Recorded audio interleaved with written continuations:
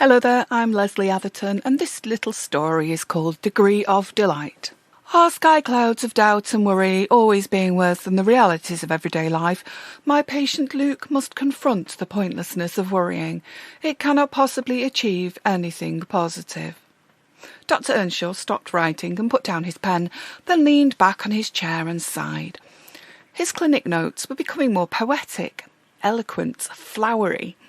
He really must rethink his profession, as he didn't seem all that suited to the scientific life. From the brown leather armchair, aged and cracked from the bodies of hundreds of previous patients, Luke Jones postured and leaned.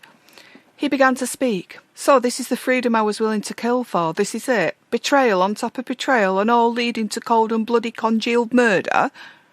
Puzzled, the doctor watched his patient. Had this man read the poetical notes? He wouldn't put a bit of mind reading past him, as Luke was one of the world's most terrifying missing links between humanity and the gods.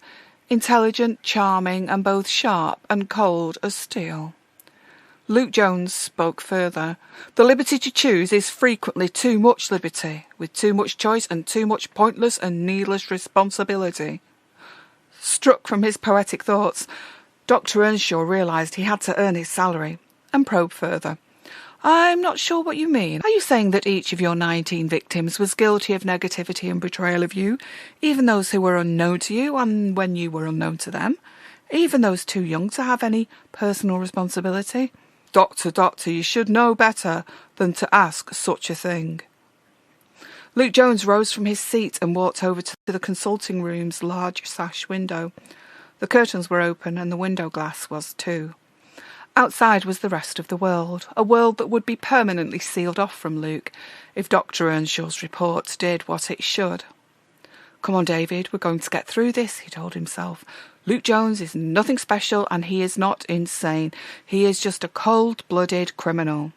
Dr. Earnshaw joined his client by the window and they watched in silence for a few seconds. The rain fell. It spattered against the window with dull, irregular thuds. Icy and harsh, the droplets were expanding. Let's sit down, Luke.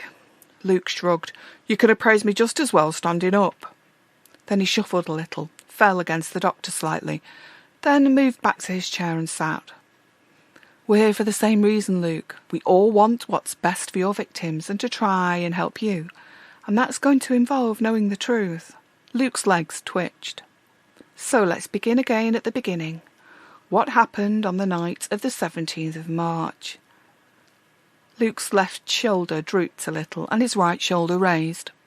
OK then, if you don't want to talk about that one, what about the events of January the 12th, 2010, with the lovely young lady who I believe is still in a coma?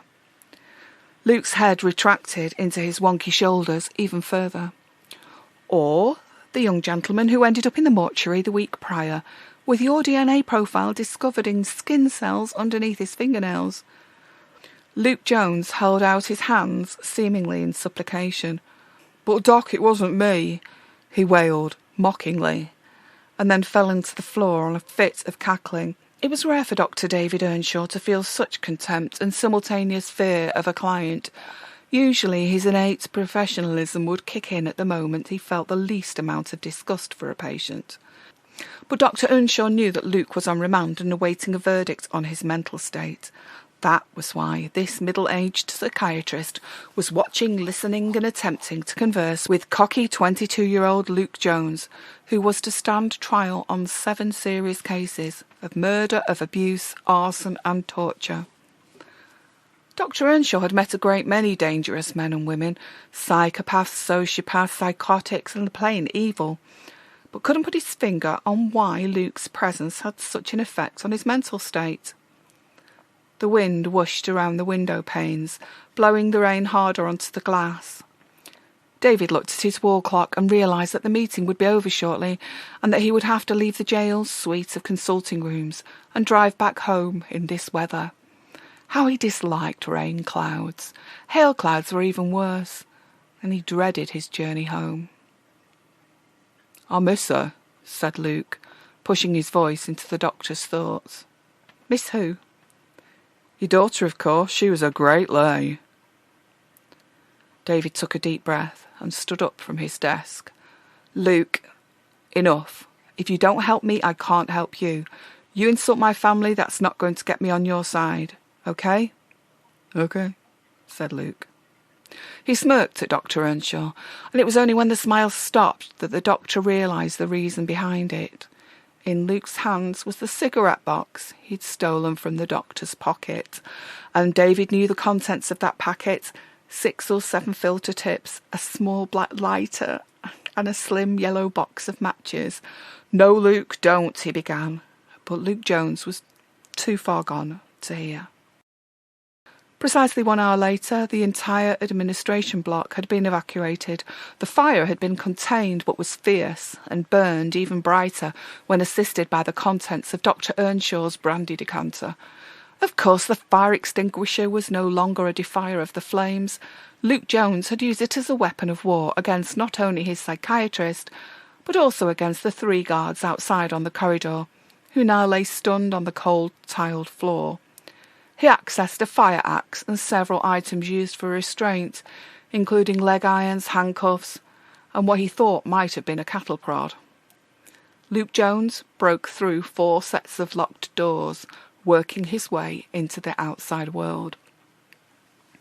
Nothing could stop him as he left through a fire exit. Nothing, apart from the hailstones that hammered down on his barely clad body.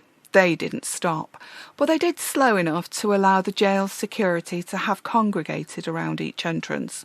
Each of them was clad in multiple layers of protective clothing, necessary against those dagger-sharp hailstones. Dr. Earnshaw heard rather than watched Luke's arrest, for once gratified by the presence of the appalling weather. He considered his professional diagnosis.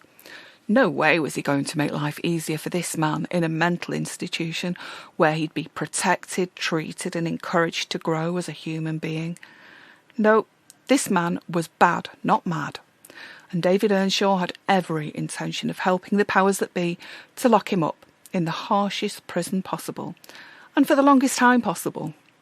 Thank goodness for the weather, he thought later, as he stood outside in the foyer, allowing the hailstones to wash his body clean.